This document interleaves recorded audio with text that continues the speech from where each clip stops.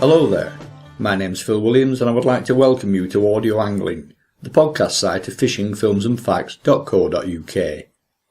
Just to set the scene regarding this particular podcast, the River Lostock in Lancashire is by any standards a small river, both in terms of its width and of its length.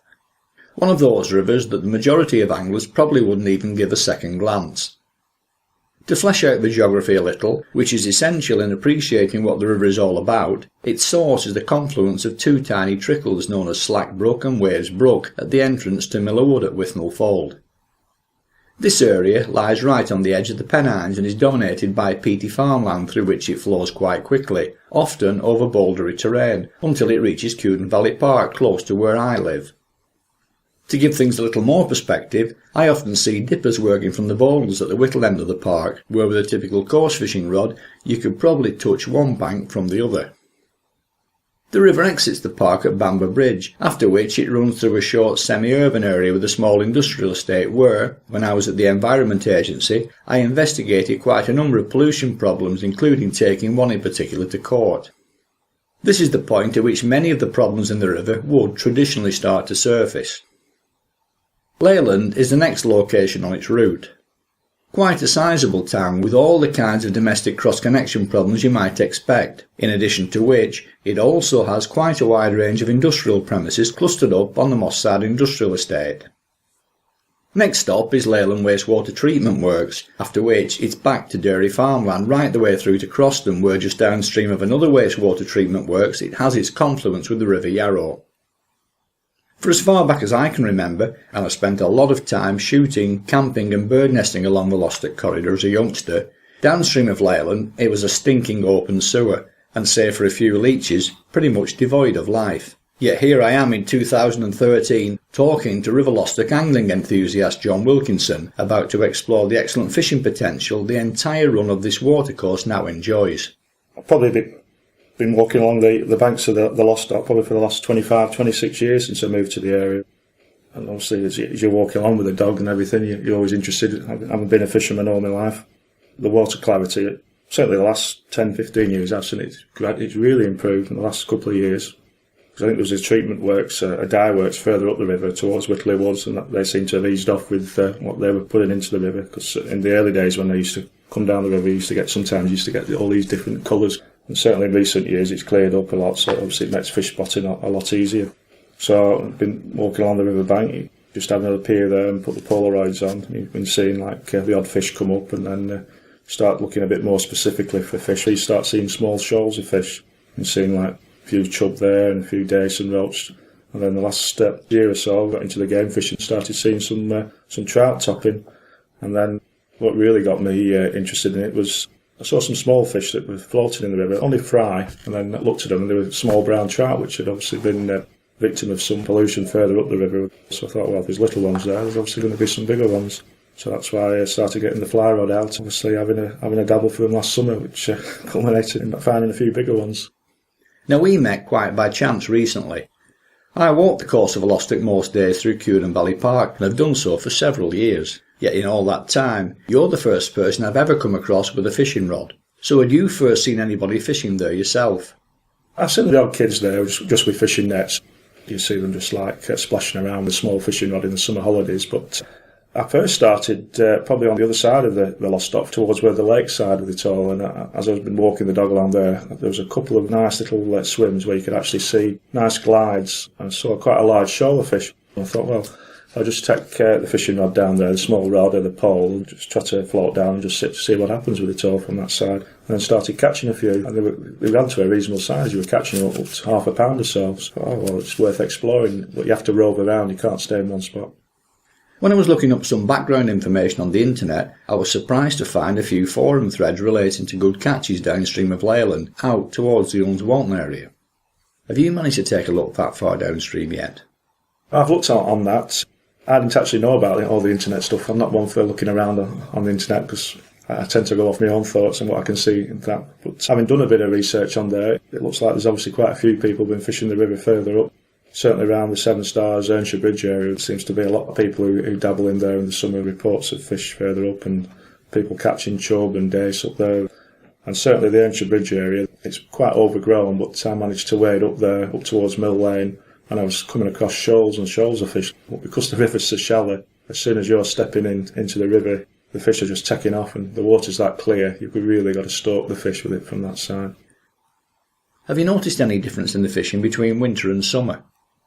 Probably the best time to fish the Lostock, because it's so shallow, if you can just catch it just as it's dropping off, a bit of colour to it, it just makes it that bit easier when you're trying to stalk the fish. It's not like you can go to one of the bigger rivers and you can sit in the same spot all day and fish. With the Lostock, you've got to be more roving. So because of that, if you catch it too clear in a bright, clear day and disturbance that you get with passers-by, you've got to keep on the move really and try and stalk the fish. Yeah, I suppose you get lots of dog walkers and people like me coming along moidering you and giving you no peace to get on with it.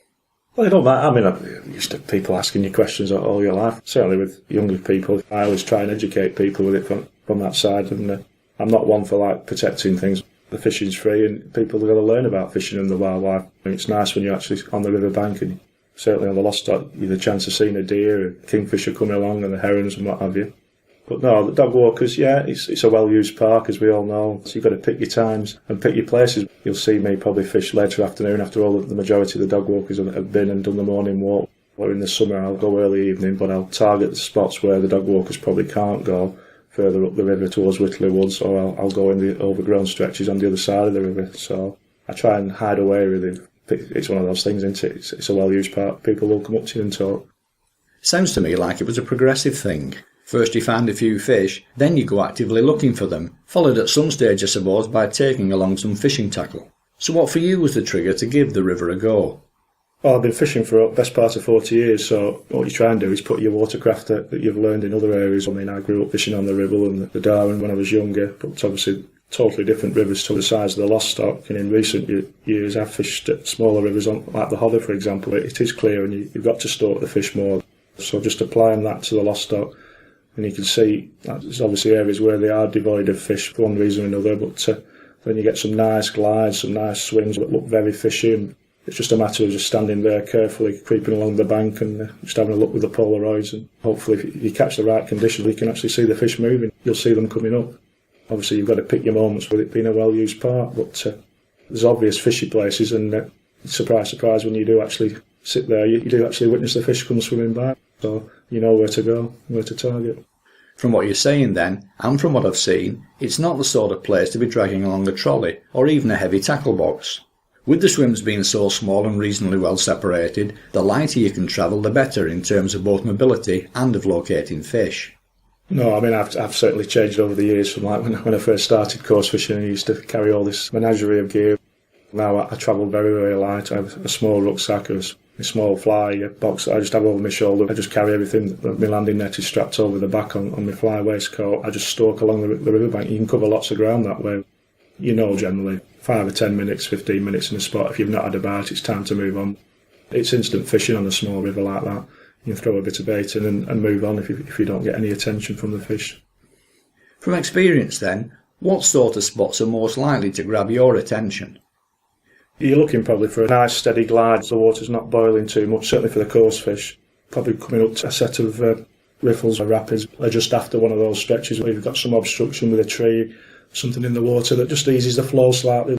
You get some different flows and you can just think those fish might just be hiding there. So we've got a bit of protection, a bit of bank cover.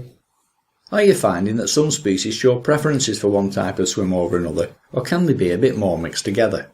Yeah, you find the dace and the roach, they're probably more out in the open and they will move around far more, whereas when you're stalking along, certainly the chub, they're a lot more peggy and they tend to prefer the overgrown areas or the deeper pools. That's where they tend to hang out. Although you will find them in small shoals, the bigger chub you'll find more solitary fish. And then obviously you've got the trout, which are easy to spot in the summer when all the flies are hatching on the water and everything, and they give themselves away and they prefer the faster water. Whereas coarse fish, you might be looking for a glide that's more steady and what have you. The trout will prefer the open water. They're quite happy to be in there. And as was said earlier, it is a very narrow river, so your tackle and your rod in particular will have to reflect that. When you saw me that day, I was using one of my 5-6 weighted fly rods. It's about 9.5 foot rather than me standard 13-foot match rod, because it's just overgrown. Just means I can get in amongst the bankside vegetation and it's just a bit easier to get underneath the trees and everything. I'm not going to get big rod. So I think 9-10 foot rod is adequate on a river that size, which you can step across, and it's only a couple of feet deep in places. Yes, there's the odd hole where it's slightly deeper, but generally you're fishing in 18 inches of water.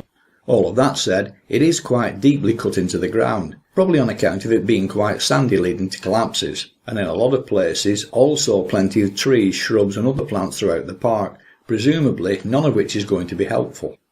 As it gets more into the spring, summer season, certainly the areas where I go upriver towards Whitley Woods, vegetation can be hard work. And certainly when you're trying to cast the fly rod, you're trying to work it round the trees, or if you're trying to do a bit of nymphing. So it's not as important on the wet fly, but if you're dry fly fishing, you're trying to land the fly softly on the surface with the vegetation of the trees surrounding you, you very short cast really, which is probably the importance of stalking the fish. You're trying to get as close to them as possible, so that you can just have a very short cast and just drop it straight on the water, and you'll know if there's a fish there because they'll take it instantly. 2 or 3 casts with a fly. If the fish hasn't shown, then it's time to move on with it. On the coarse fishing side of things, what are we talking about down at the business end, and what goes into the water in terms of bait and feed? Generally I fish with bread, just free line with bread, or use a small float, stick floats, just shot it down. You're only fishing 18 inches, 2 foot maximum. Just a bit of mashed up bread thrown in the water, a couple of handfuls of that, bit of bread flake on the hook, and away you go. I have used wormwood this time of year when the river's been fining down, and that's resulted in fish as well, but generally I'll just use bread. Occasionally maggots, but I'm not one for visiting the tackle shop these days with maggots and what have you. And bread flake's pretty instant. If there's fish there, they're going to take it. You don't get pestered with the small fish as much as well with bread, because it's a chance of a slightly bigger fish. And are you just taking a few fish at more swims by spending a short period at each, then moving downstream to the next? The size of the river, you literally 1 or 2 fish and then you've got to move. Obviously, if the river's running off and there's a bit more colour in the river, if you're in one of the smaller pools, you have a chance of you might get 2 or 3 fish. But after that, it's time to move on and go another 10-15 yards upriver. Just work along the riverbank. You can cover a lot of ground and you'll know there's fish there, there's not fish there. Just by keep dropping the float in and moving on. Have you ever spoken to or been given advice from anyone else who's fished it, either in the park or downstream of Leyland? I've never actually seen anybody else fish it. It's quite strange really. I would have thought everyone seems to go up to the lake that's contained within the park and they'll coarse fish on the lake. But nobody actually seems to fish the river. Like I say, it's free fishing, and I spoke with the people who manage the park, and although they charge for the lake, they don't seem to charge for the river. Maybe they think there wasn't that many fish in it with it. But certainly the staff from Curridon Valley, they are aware there are fish in there. But I think they were quite surprised really about what's been coming out lately. Much of what we've talked about so far has been on the upstream side of any potential urban and smaller industrial inputs to the river. But you did mention that you've also investigated down on the other side of Leyland. So what can you tell us now about that? Last summer when I came back, I thought I'd explore the river a bit further up rather than just fishing in the park. And I got into the river at Earnshaw Bridge, and because of the way the banks are overgrown, I managed to wade all the way up to Mill Lane and beyond Mill Lane. I probably went to a good 3/4 of a mile upriver from that side, and it was a nice sunny day and very clear, but the number of fish I was disturbing, I disturbed a lot of chub under some of the overhanging trees. I had my fly rod with me as I was working my way upstream, and as I got further up towards Mill Lane, it was quite surprising the number of coarse fish that were there. There was shoals of fish. It caught me on the hop really, because I'd be coming round, sneaking along, and all of a sudden it just disturbed, 40 or 50 fish would just shoot upstream. And then when I got to Mill Lane, within about 20 yards of Mill Lane Bridge, just further upstream, there was a nice pool there. As I put the fly on the water, some lovely chub came up. It really surprised me actually, the size of the fish that were there. From what I've heard on the grapevine, the species available remain fairly constant throughout the known parts of the river. But that isn't the same as saying that species mix, certainly in terms of ratios also remains the same. So have you made any observations on that particular score? I think that's something for the future really, because I don't really know enough about further up the river. You see the roach and the dace side by side, and you see shoals of chub where the overhanging trees are, so the fish are quite happy to swim amongst each other. It's more a case, I think, the actual river conditions dictate where the fish are, as opposed to the fish are just in specific spots, just depending on the species. So where one fish feels comfortable, there seems to be all the different species all mixed in together. In my introduction, I mentioned the Lostock being like a running sewer, certainly up to the mid-1960s. The River Yarrow, which the Lostock joins downstream of Croston Sewage Works, has also had its share of problems over the years, with neither river having much, if anything, in the way of the fish species it enjoys today. So in terms of recolonisation, it needed a helping hand, which it got in the late 1980s to early 1990s from myself and Rob Taylor, who ran the NRA coarse fish breeding programme down at Leyland Fish Farm. After quarantining fish taken from the River Ribble for disease transmission reasons, then stripping them for the hatchery, we'd release the adults, which were mainly dace and chub, into the adjacent River Lostock. And as they say, the rest is now history, though the trout will no doubt have made their own way downstream with improving water quality from the Whitley Woods area and beyond. My observation with having walked in the park for, like I say, for the best part of 20 odd years, at first you didn't see the fish. No matter where I walk with the dogs and everything, I'm always right along the riverbank at all times of the year. And it's only really the last couple of years where you've actually seen the fish topping and where you're starting to find the fish more visible. And certainly as the river's cleaned up, it's obviously supporting the fish life far more than the earlier days when you used to see the dyes coming down and the different colours of the river. And the biggest change in the actual riverbed, whereas you've seen it said all the gravel, it's a lot cleaner now, whereas it used to be stained and all the rest of it. And as the river's cleaned up, it's not getting all that pollution in it. The fly life that it supports, it's a lot better with it all and more active. And certainly in summer, when you walk along the riverbank in the early evening and you can see all the different flies that are hatching and everything, you can see how the river's actually developing and coming on. Using my contacts within the Environment Agency, I've gotten hold of the most up-to-date monitoring data available, running between late November 2010 and April 2011. These can be quite technical, so I'm not going to go into too much detail here. What they show is a river at the top end of average quality along its entire length, and not as acidic as I thought it might perhaps have been based on its origins.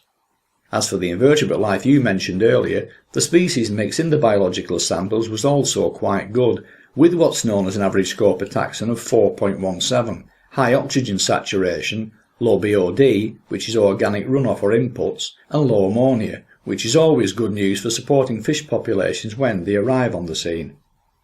How fish get into rivers, people stock it. Some gets transferred with birds and what have you with it all, the spawn at different times of the year, but no, it's lovely to see actually that a small river like that can support all them different species. Well, we definitely put chub and dace in. We had a few roach at the farm, but I don't remember ever releasing any of those, so maybe they've found their way in from the Yarrow. Yeah, it's at the lake across the way and within the park, so people might have slipped one or two in there if they've caught fish there and then put them in the river just to see how they've come on. But I regularly catch roach there, so it's not a surprise to catch roach, and it's not a rare event. Wherever they've been stocked from, it's a nice addition to the river. Long may it continue. The Yarrow actually sounds like a pretty good bet, particularly with all the support and attention it gets from the friends of the Yarrow. I believe that fish passes are amongst its most recent additions. So these people are very vocal and could easily have seen to it that fish of various species were introduced, which could very easily have entered the Lostock. Yeah, that was another river where I've been doing a bit of stalking as well. Certainly around the Exton area upwards, all the way up towards Duxbury. I know I went with the dogs one day and I was quite surprised there. A bit deeper the Yarrow, a bit harder to spot some of the fish, but certainly when you get towards the Collingwood area, and there's a couple of bridges there through the park, and you can stand on the bridge there and see quite a few shoals of fish. And there were some kids fishing there. They were catching small fish. Again, they were catching dace, they were catching chub. And I'd heard the reports about the fish pass and trout being there, and so that's something I'm certainly going to look into this summer. As I've got more into the game fishing, I'll be quite interested to see if we can get any trout out of the Yarrow as well. Now that that's cleaned up. I've even heard rumours of salmon sightings there too. I have heard that. When they put the fish passes in, I think that was the ultimate aim, was to get salmon to spawn there. There's a lot of myths about where salmon do spawn. They come back to the river from where they were born and raised, and they will actually migrate back to that. But I think with a lot of the projects that you've seen around the country when they've been tagging salmon, they don't always go back to the Holts River with it all from that side. So yeah, that's one for the future. I think as the river gets cleaner, and hopefully there will be some salmon run up there on a small scale. I would think with it from that side. I read a report only yesterday on the homing instincts of salmon, which now casts doubt on them imprinting the taste of the spawning tributaries as a basis for the return. The study said that, like many birds and some other fish, salmon can memorise magnetic lines as coordinates, rather like GPS. This would fit in very nicely with them seemingly entering the wrong rivers, as the position of these lines can change with fluctuations in the Earth's magnetic poles. Anyway, back to the Lostock. Tell us now about your catch of a brown trout, which besides being taken on the fly, you also get fairly regularly on bait too. Well, they do get them on baits, and that day I had bumped into you. I wasn't actually targeting trout because obviously they're out of season in January, and like I said before, there's a time to fish on the Lostock with tolls. It's fining down, and that was just a casing thing with toll. So yeah, the trout, I've had a few out up to about the half a pound, 10 ounce mark previously, but they've been on the worm. And last summer I fished from where you saw me on that side at Whittle going up river, and you can see the trout coming up. It's very, very hard, as I say, to cast. I'm using a little 3-4 weighted rod, and you're literally only casting a few yards. I tend to fish generally the dry fly, so I'm trying to match my fly to the hatch in the early evening in the summer, and just landed on nicely softly in the river, and hopefully the trout come up. And I did have a couple of takes last summer, and lost a nice fish in one of the overgrown sections going back up towards Whittle Woods, out of the reach of the dog walkers, and you can actually stalk the fish, but you can only cast 2 or 3 yards at most. It's very overgrown, so it is hard work, but the trout are there. As I saw the other week, managed to get 5 out up to the 2 pound mark. To get brown trout of that size that have not been stocked in a river like that is very, very encouraging. That says a lot about the healthy state of the river, to be honest. And looking back, when I found those trout fry the last summer, it had obviously been near a bit of pollution, but they were just like fingerlings about an inch and a half long. So it shows the breeding in the river. You've got sizes all the way up. Whether they grow more than 2 pound, I would have thought that's probably about the top end, I would think, for a river that size. But no one seems to have stocked it, and I made inquiries with the rangers at Cewerdon Valley, and they said they've not stocked it. They're aware there's trout in there. So for a wild fishery to get trout of that size, that's very, very encouraging. And yeah, they do take bread flake in the middle of winter, which is obviously they're a bit hungry and a bit peckish at that time, but I'm hoping this summer, when the trout season opens in March, and maybe have to do a bit of nymphing first with check nymph, or a wet fly, just to run it down under the surface, which will probably be easier to fish, to be honest, with a small 3-4 weighted rod. And then once we get into May and the proper hatching season with the olives and what have you, hopefully it'll be a lot easier to target them on the dry fly and be able to stalk them. So that's what I'm hoping this year, and really have a good look at the Lostock from a fly fishing perspective. Actually, the game fishing story doesn't stop there. Quite a few years ago, I needed to get some in-situ photographs of salmon yolk sac fry, so I was given a bucket load of the things from Witcherwell Hatchery to put into my photographic tanks back home. And when the job was over, I decided that rather than flushing them down the toilet, I'd release them in Cewerdon Valley Park. As I knew they were disease-free, I had no worries on that score. Then maybe 3 or 4 years later, there were reports of salmon sighted in the river. Whether it was from those few fry is difficult to say, but with few natural predators in the river back then, it certainly makes you wonder. So who knows, maybe another possibility for the future. It's certainly a possibility now. The river's clean enough to support trout life.